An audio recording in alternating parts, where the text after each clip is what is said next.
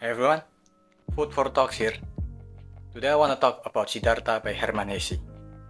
This book tells the story of Siddhartha's life, his journey to seek answer, and the growing pain and difficulty he had to deal with in the journey and in the answer that he always seems to get wrong.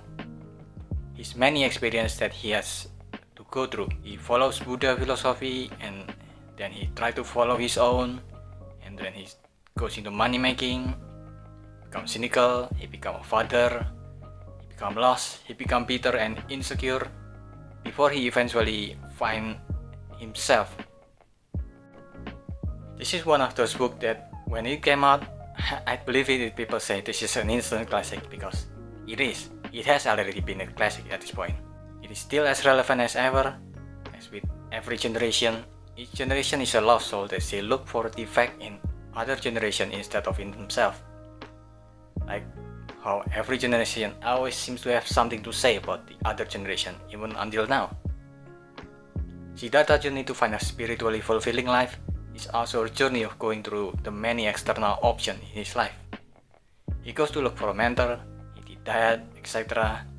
And with the internet, we can see this all happening very often. It is easy to see how much people focus on the external, how good we can look, how much we can have, how people seems to follow people's opinion, always have opinion about people's opinion about people's opinion. And it's just a spiral that goes nowhere. Sometimes people can be so busy, wasting their time on how other people needs to be. We can easily forget to take care of ourselves. It is also interesting how one of the major points on how Siddhartha got his enlightenment in the story is when he's talking and living with a boatman, someone whose life is hearing, listening to other people's experience during their ride in the boat. And I think, and as someone who like to read books, to learn from the experience of other people written in these books, I think that meant something for me. You might have read a lot about how this book is good for your spirit.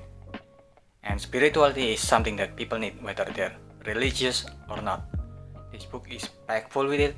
It's not like reading this book will give you enlightenment or reading this book is everything you need, since that's definitely not the point that you should take from this book, and that's not what the story is all about.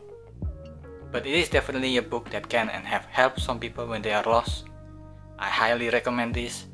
It is a book that goes beyond any of its religion implication. Whatever you believe in, this book can be an essential read for you. This book is the protein we can all use. That's about it.